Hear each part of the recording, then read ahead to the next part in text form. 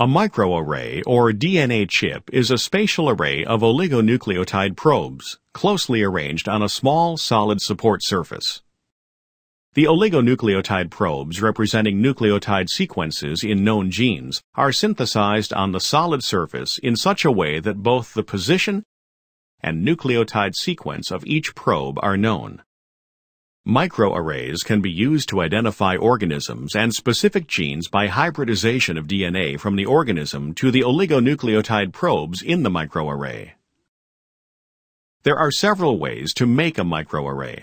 The one described here involves a methodology adapted from computer chip technology.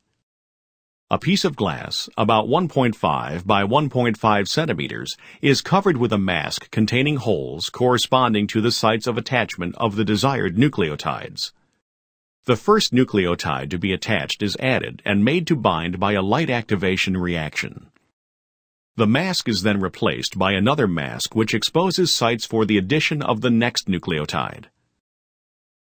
This process is repeated until all of the oligonucleotide probes, each with a known sequence and position, is synthesized. Although only 5 nucleotides are shown in the oligonucleotides of this animation, there are usually 15 to 25 nucleotides in length in the microarray.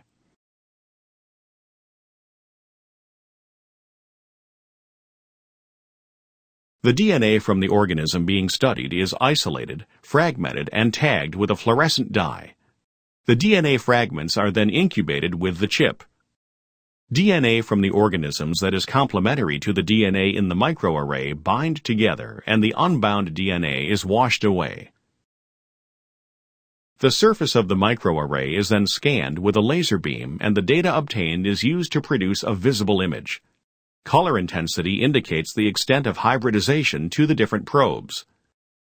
Over 200,000 probes can be constructed on a single microarray. With this technology, any desired sequence of nucleotides can be constructed to form a probe.